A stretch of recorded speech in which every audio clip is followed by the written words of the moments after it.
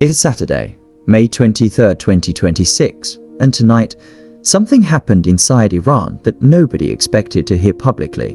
Members of Iran's parliament have reportedly started admitting behind closed doors that the war strategy against the United States and its allies is failing badly. For months, Tehran tried to project strength, promising resistance, retaliation, and victory.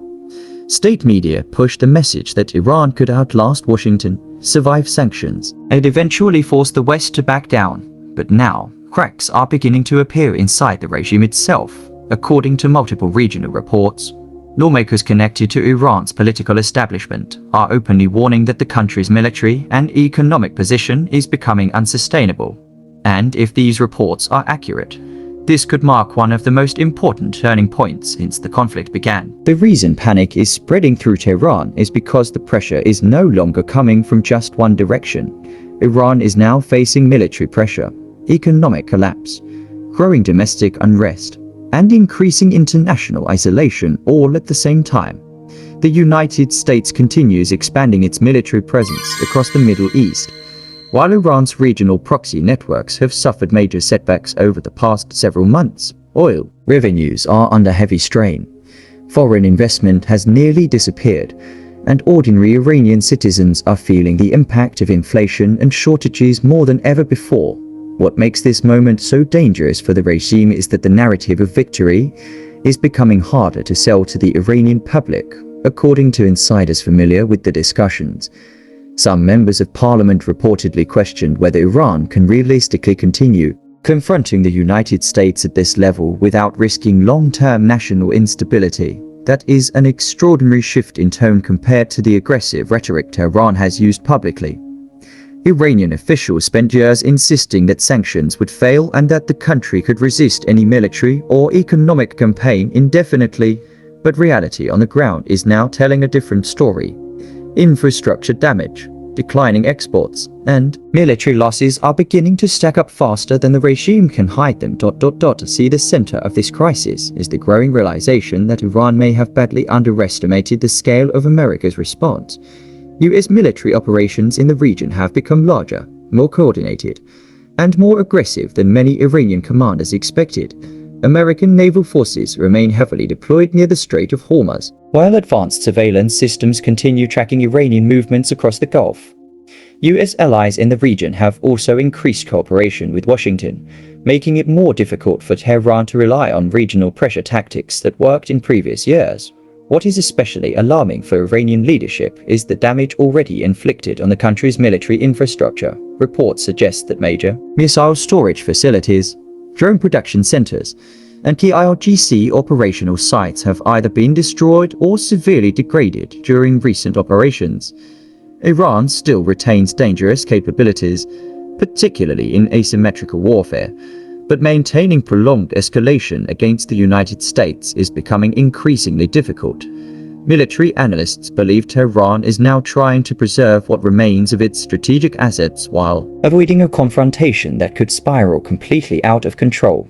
Inside Iran, frustration is reportedly spreading beyond political circles. Economic conditions continue worsening as sanctions tighten and foreign trade routes face mounting restrictions. The Iranian rial remains under pressure. Businesses are struggling to operate, and unemployment among younger Iranians continues climbing. Public anger has not disappeared, even though the government continues imposing strict controls over demonstrations and media coverage. For many ordinary citizens, the promises made by the regime about resistance and national strength are colliding with the harsh reality of daily life. At the same time, Iranian leadership still refuses to publicly acknowledge weakness. State television continues broadcasting patriotic messaging while military officials insist that Iran remains fully prepared for any conflict. But behind the scenes, there are increasing signs that the government is deeply concerned about how long the current situation can continue. Some reports even suggest that internal disagreements are emerging between hotline IRGC figures and political officials who fear the country is heading toward a dangerous breaking point. Meanwhile, Washington appears determined to maintain maximum pressure. American officials believe Iran is now operating from a position of weakness and that continued military and economic pressure could force Tehran into major concessions.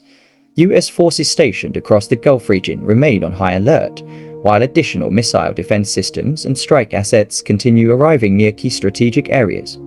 Pentagon officials have repeatedly warned that any major escalation from Iran would trigger an overwhelming response.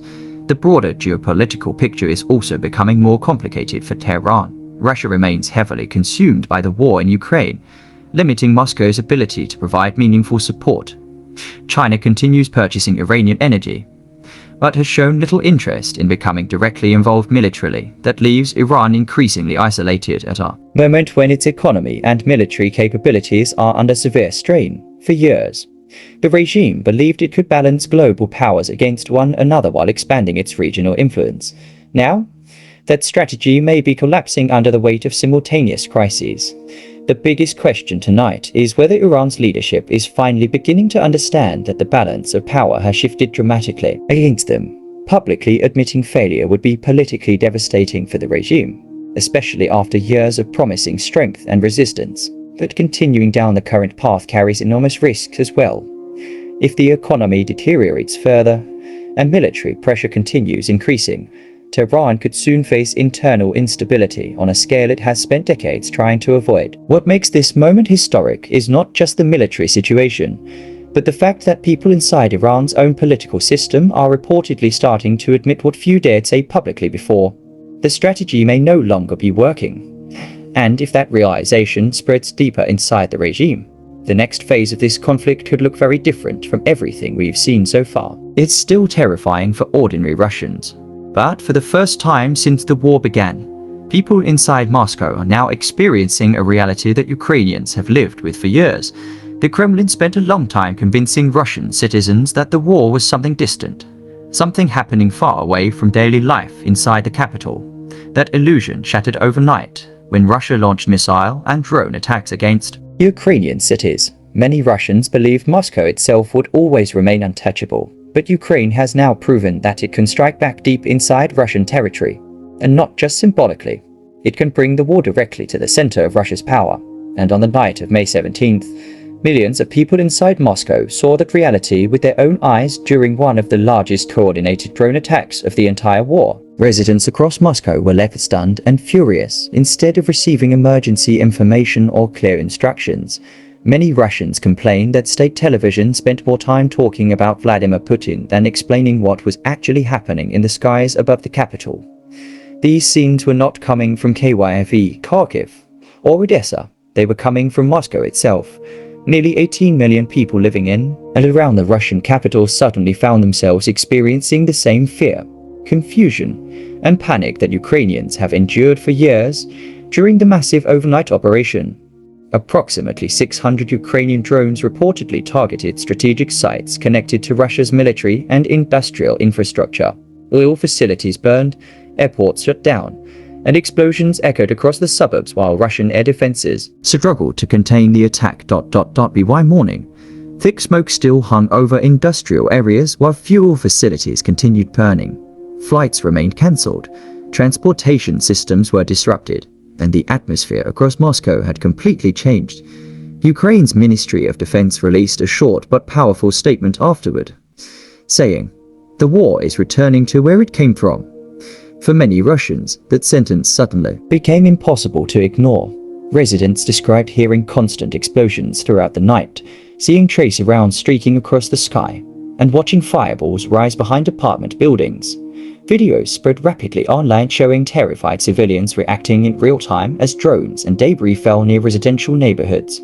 The situation at Moscow's airports quickly turned into chaos. Debris reportedly fell near Sheremetyevo Airport, one of Russia's busiest international hubs, forcing authorities to cancel hundreds of flights. Vnukovo, Domodedovo, and other major airports were also temporarily shut down. At one point, all four major airports serving Moscow were simultaneously out of operation. Thousands of passengers became stranded inside terminals while incoming aircraft were forced to reroute or return to their original departure cities. International flights, including routes connected to Turkey and other destinations, faced major delays and disruptions. For ordinary Russians, this was something completely new, a realization that the war could now disrupt life in the capital itself. Many civilians described the night as surreal and terrifying. Some initially believed the explosions were thunder before realizing Moscow was under a large-scale drone attack. Videos recorded from apartment windows showed anti-aircraft fire, burning debris, and panic spreading across residential districts. For years, many Russians viewed the war as something distant happening near border regions or inside Ukraine. But now explosions were visible from their own homes. The psychological effect was enormous. For the first time, millions of Muscovites personally experienced the fear and uncertainty that Ukrainian civilians have faced night after night since the beginning of the invasion. What made this situation even worse for the Kremlin was the failure of Russia's information control system, while explosions lit up the skies and infrastructure burned.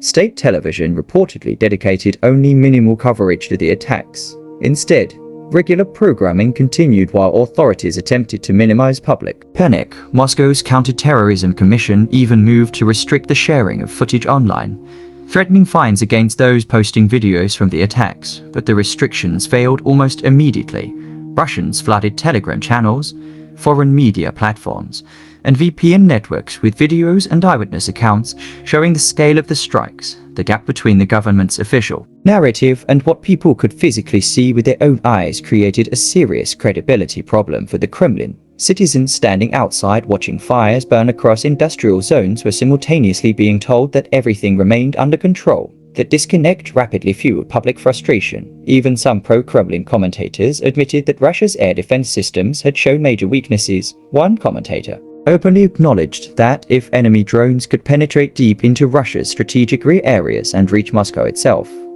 then either the defenses were insufficient or serious operational failures had occurred.